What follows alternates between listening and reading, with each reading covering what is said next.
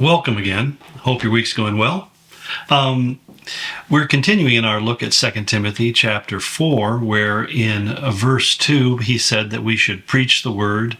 And then he followed it up by saying that we need to be prepared in season and out of season to do three things. That is, number one, that we should be prepared to correct. Number two, we should prepare to rebuke. And number three, that we should be prepared to encourage other people. And then he goes on to say, with great patience and careful instruction. We'll get to that in a moment, I think. But to be prepared is an interesting word because our English translation, I don't think, quite gets the emphasis that Paul has in this statement. It's basically a military term that means be prepared to assault. So when a army force is lined up, whether they're in a trench or they're in an open field, or they're hiding behind a tree, if you will, they make preparations. There are certain steps that they need to go through in order to be ready to make the assault when the command is given. And so what Paul is saying is that we're to be people who are preaching the word and living out the word in our daily life. That's one of the ways, certainly, of preaching it, is trying to live it the best we can. But he said we should do it with that kind of military intensity.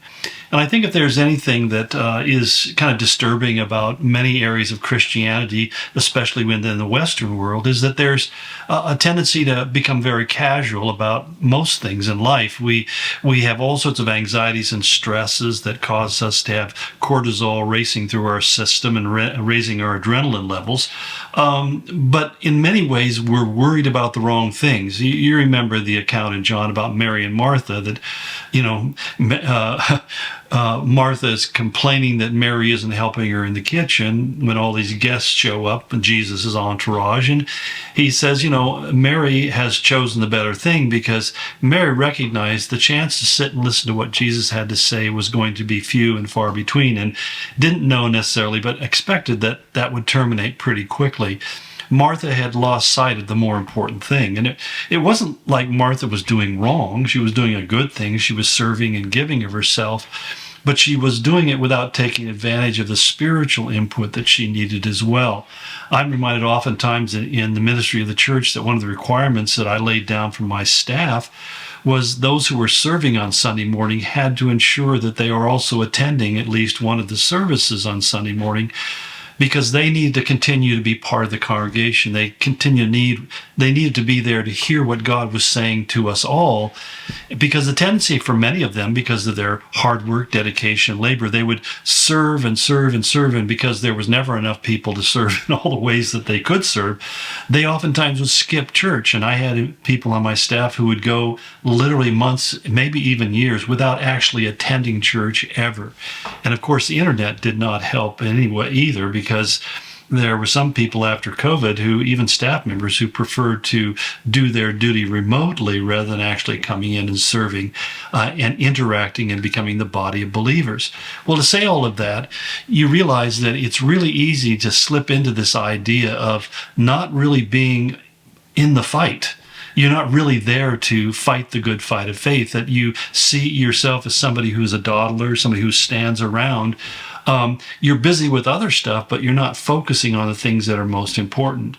Let me tell you just how that translates in my life in a very practical way, is that I have to really work at making sure that every day, that before I get caught up in the busyness, because I have a lot of busyness in my life, before I start reading my emails, before I start doing anything, I need to sit down quietly and without distraction and focus on reading the word. I have to turn my phone off. I have to, not launch my browsers and all those kind of things, because if I don't, I know that will take my attention away from what matters. I know that some of you, you have lives that are so busy and harried that the idea of stopping the first thing in the day or starting your day even earlier so that you can take time to be with the Lord seems to be an unreasonable request. And I'm not going to tell you that that's what makes you holy.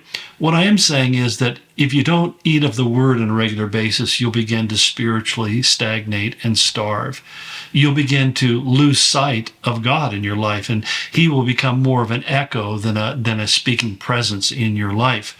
And if you're living on Sunday mornings, or you're living on something that you get through a broadcast like this, you're going to find yourself maybe sustained enough to keep yourself alive, but you're not going to find yourself thriving, and you're not going to be in the best place to fight the good fight of faith. It was, I think, Napoleon who made the statement that an army marches on its stomach, and he knew that an army had to be well nourished in order to be able to fight well. Well, the same thing is true of us in our spiritual conflict, the battle that we're in. And I would say, like Timothy, we need to be aware that there are things coming. There are challenges that are confronting us. The chaos in our culture has already started. And I'm not saying that to panic you, but I'm just saying what we see represented around our country is very disturbing. And it's the beginning of what the Bible calls lawlessness. This is one simple term. Lawlessness is at its core the idea that men have rejected God's laws and they've replaced them with their own views. And we find as a result, we read in the end of the book of Judges, in those days, every man did what was in their own heart. They followed their own passions, what seemed right in their own mind, because there was no greater authority. In that case, it said there was no king in the land, but the king was basically, his job was to enforce God's law. And so when there's not an enforcement of God's laws, we call them the Ten Commandments and many other things, then you find that what follows culturally is chaos. And that's where we see our society heading. It's no great mystery. You're not going to figure that out or solve that problem by simply watching the news at night. What you're going to find out is that it's coming because there's a spiritual war taking place, and our country, our culture has ceded much of the ground to the enemy. And to a large part, that's the fault of the church, which has neglected its responsibility, not just to preach the word, but to know the word and to live the word that we know. That's created a great gap between what we say and what people hear, not because we need some new technique for communicating the gospel. It's not a technological problem. What it is, it's a spiritual problem because people aren't really seeking God first and foremost in their life and making him the target of their life. And that's essentially what Paul's saying when he says being prepared in season and out of season. This is something that if we're going to be effective, there has to be an ongoing readiness. So how do you get ready? Well, a soldier does those things he knows he needs to do. He needs to nourish his body. He needs to refresh his mind. He needs to put on the full armor of God. And for us, a big part of that involves the time that we spend in the Word and in prayer. And so my exhortation to you, if you still haven't done it yet in your life, is thank you for following these podcasts. I hope this is helpful for you. But I would just simply begin by saying, I'm going to start in Genesis. I'm going to read the entire Bible this next year.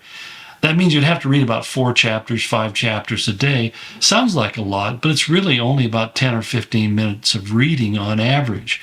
But if you just sit down and you say, I'm just going to read it, and if 4 chapters is too much or you don't have time and you can only read 1, well, read 1. Start there. Don't measure success by the things you don't accomplish. Measure it by what you do accomplish. And for many of you, reading your Bible, reading 1 chapter a day, every day, would make an extreme difference in both your day-to-day life and your deep understanding of God's Word. So that's the idea of being prepared. Now, he says there are 3 things that we need to do. And he says we need to do this in season and out of season. And what I mean by that, or what he means by that, is when we feel like it and when we don't feel like it. Can I confess some to you, be a little transparent here for a moment? There are many times where I'm required to hold a Bible study, teach somebody, counsel somebody, do a Sunday morning service or whatever. I'm just not in the mood. I may be tired, I may be irritable. Many times, quite honestly, I get mentally exhausted. I'm just kind of worn out. Even sometimes when it comes to doing these daily devotionals, there's been times I thought, I just not in the mood. And I realized a long time ago that moods come and moods go. And if I lived by what I felt in my mood moments, I wouldn't do anything. I'd become a lazy slob. And so, again, I have this commitment that I've made to do these things, and I generally, don't misunderstand me, I really enjoy the opportunity of doing this, and I love sharing like this with you. But it's really important that we always remember that it's not just because we feel like it or it's comfortable or it's convenient. There's a mindset today that, about the idea of I need me time, and I'm not saying there's nothing to that. But here's what's really important, that we're people who are prepared to fight the battle even when we're not in the best of mood and we don't feel like doing it. It's not always casual. It's not always comfortable. It's not always convenient. Sometimes it's highly inconvenient. But it's something that we're called to do, and therefore we need to be prepared. Does that mean you have no boundaries? Please don't misunderstand me. I'm not saying that. But make sure that your boundaries are clear and you clearly understand them. But don't use that either as an excuse to simply say, this is my time and I can't respond to you. Because sometimes even then, you have to step out of yourself in order to help somebody who is in great need. Well, we'll pick this up tomorrow as we talk about the three things that Paul says we need to be doing after we've prepared. God bless. Look forward to tomorrow.